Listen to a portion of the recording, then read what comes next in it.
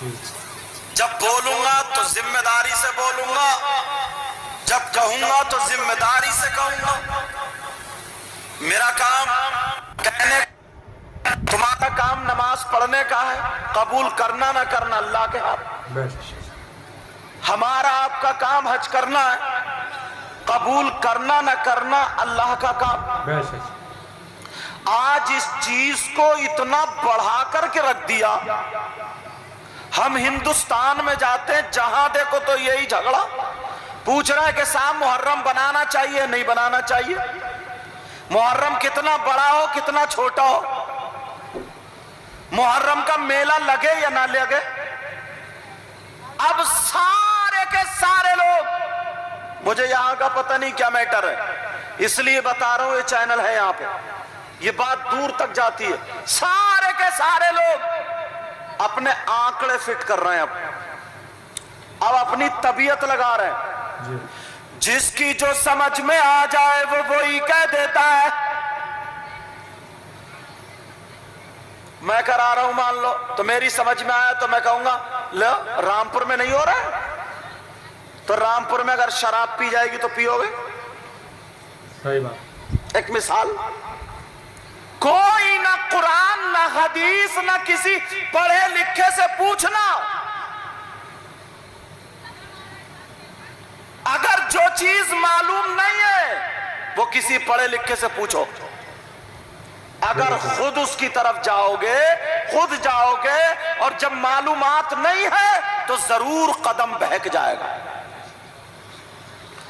اور جب قدم بہک جائے گا، جب قدم بہک جائے گا تو پھر سنبھالنے والا کوئی نہیں ہے۔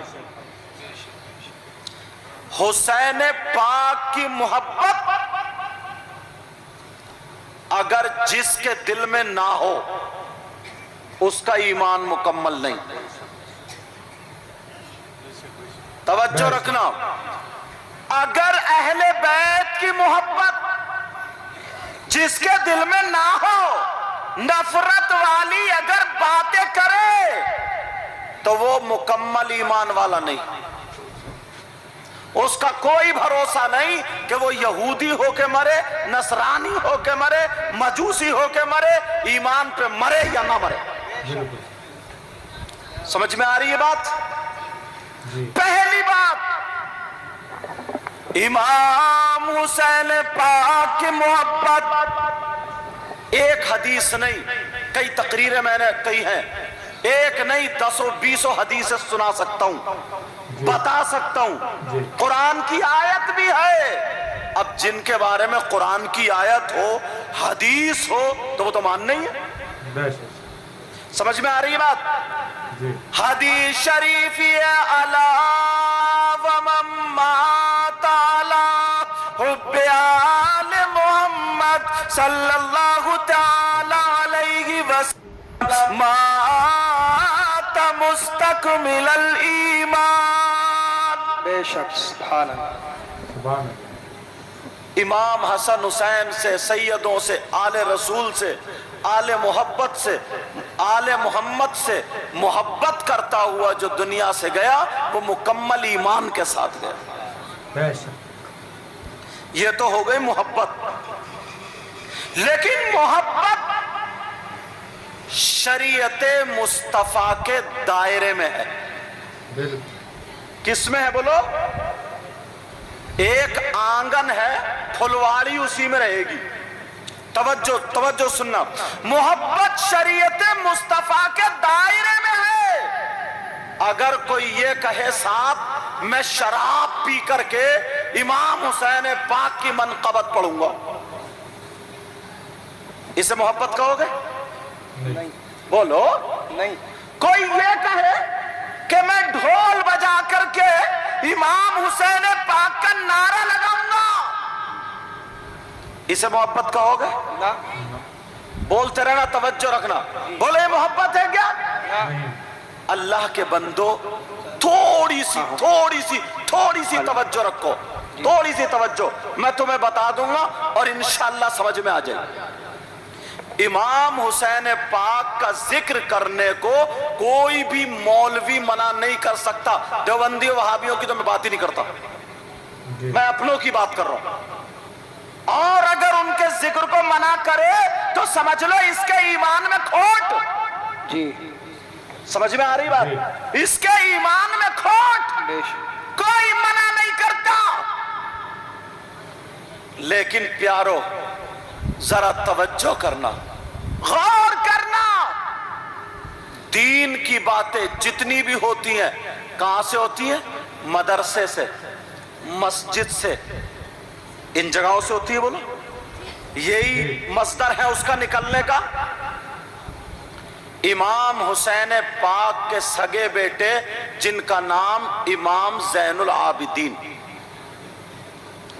ان کے بیٹے جن کا نام امام محمد باقر, ان کے بیٹے جن کا نام امام جعفر صادق, ان کے بیٹے جن کا نام امام موسیٰ کاظم. کتنی نسلیں بتا دی میں نے. اب سنو, پوری دنیا کے مولویوں سے پوچھ لو, پوری دنیا کے مولویوں سے فتویٰ لے لو.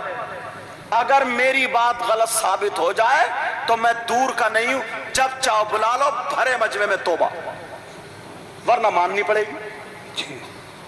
پوری دنیا کے مولوی اور مفتیوں سے فتویٰ لے لو, کوئی مائی کلام ثابت نہیں کر سکتا.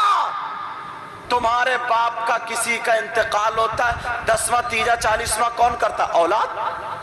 جی پہلے کس کو حق ہے؟ بولو, اولاد کو.